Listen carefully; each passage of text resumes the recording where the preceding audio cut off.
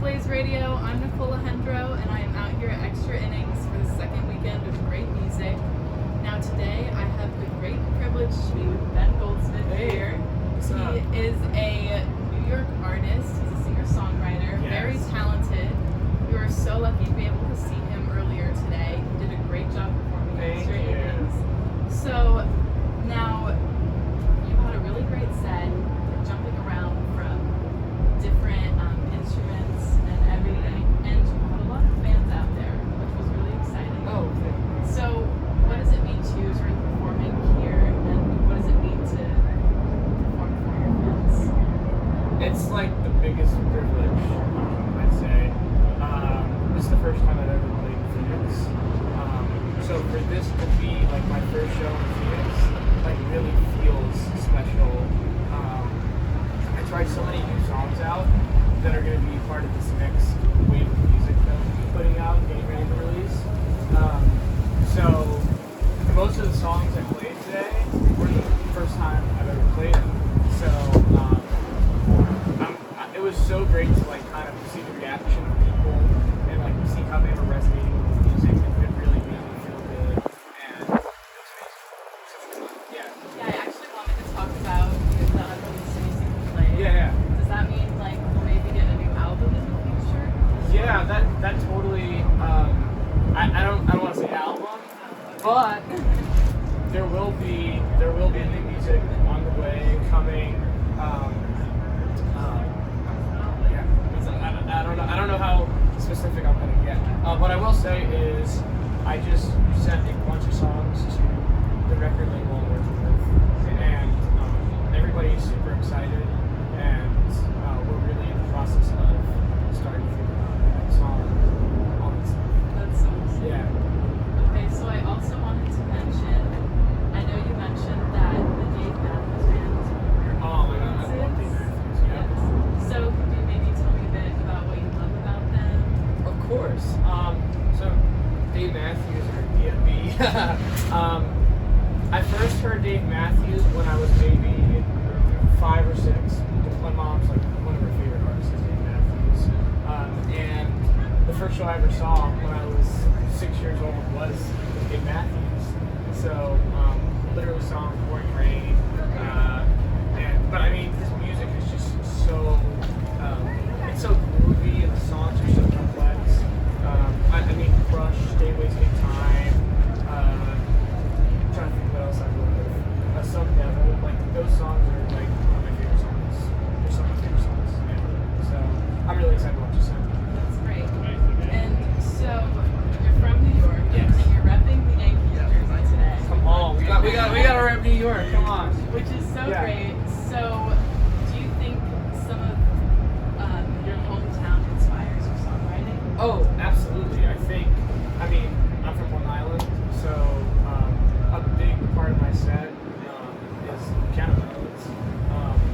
Billy Joel is one of my biggest inspirations, lyrically, sonically, like melodically, I'd say. Yeah, I think there's something about being from New York that is really special, because outside of just culturally being around all these different types of people, that are studying different religions and from different places and stuff. It's musically like that too. Like you have all these people that you can go to a jazz club in downtown, and then you can also go like 3 blocks away and hear Cuban. It's like I think New York is very much so because it's so diverse, really inspiring. My music around because I love so many different genres and styles and stuff. Yeah. And so you've been spending a lot of time in Nashville as well. Do you Yes. think that's influenced your music too? I think, because I don't really consider myself a country artist, I think everything in a way influences the songs you make. But there are some songwriters I've been working with that have really inspired me. I feel like it hasn't changed the way or changed my music in Nashville, but it has inspired me, and because of that, it really shaped the way this next wave of music is going to come out. And because of the songwriters I'm working with, King Smith, John Green, Alan Tilley, all these people who are like non-traditionalists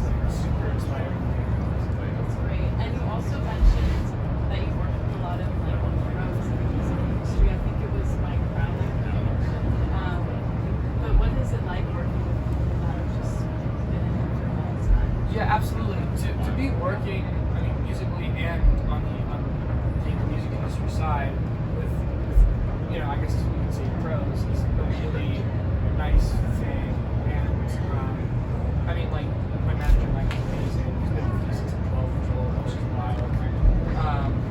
But you really pick up so many things, and you learn so much just from being around those types of people. So yeah. Okay. So you played your song "Wolves" on stage, and you mentioned how that was about kind of just like ignoring like negativity that people like have. Yeah. So like, how do you personally handle criticism like that? Man, I think, listen, everybody's gonna have criticism. People are gonna love me, they're gonna hate me, they're gonna have different opinions. I just, for me personally, it's like, let people believe what they want, say what they want to say. I'm cool with whatever. I hope there are people that like my music and enjoy this music I'm creating. I really do I love constructive criticism. I love, you can always grow as a songwriter, as a singer, as a performer. But I mean, in terms of like criticism that could be slander, like kind of like off-putting, people are gonna say what they're saying. That's just the way I think.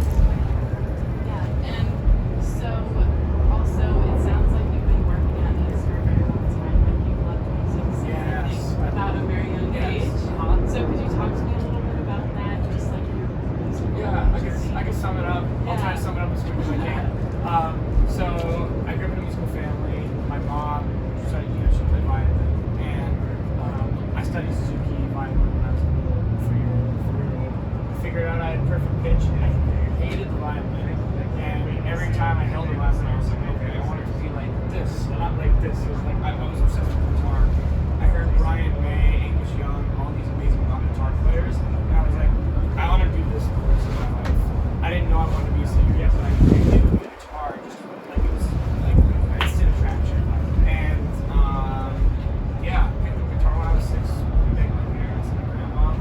Got a SG, which was so sick. And really started off playing guitar for a little bit. Just really all about the guitar. Was in a bunch of terrible rock bands with my friend James, who's going to play bass with me. We did that for a minute, and then studying a little bit of jazz guitar. The jazz guitar introduced me to improvising, which really, the improvising melody melodically was what got me into songwriting, because I was kind of creating my own melodies, and I was just looping melodies with my guitar and singing like harmonies in my head, and that's really what got me into songwriting. And then I told after my little rock phase, playing guitar and stuff, I started writing my songs, started producing my own music. COVID, started really getting into certain classic records and stuff, finding my sound, my voice dropped, everything happened. I guess I just started writing a bunch after that, and that's why we're here. That's great. Hopefully I summed that up. So can you talk to me a bit about COVID? Do you think that Absolutely. like hindered any of your like trajectory or becoming like this emerging artist? Or did it actually help? No, it actually helped me. I was still really young. I was about 12. I was like about 13, 14 when COVID happened. So I was still in high school. And at that point I was very much a guitarist. Still, I'd say. I was writing songs, but I was more a guitarist and less of a singer-songwriter. And COVID, I know, it was terrible for so many people, but for me, it actually, I think without COVID, I don't know, because that's when I learned how to produce my own music. That's when I really started writing my own music. That's when my first drum was. I was still a little kid. So, I think COVID was honestly a blessing for me, because instead of being in school and like staring off and, not feeling like I'm accomplishing anything, as myself, a musician, a songwriter, my entire COVID time was like grinding and shitting, like writing as many songs as I can, producing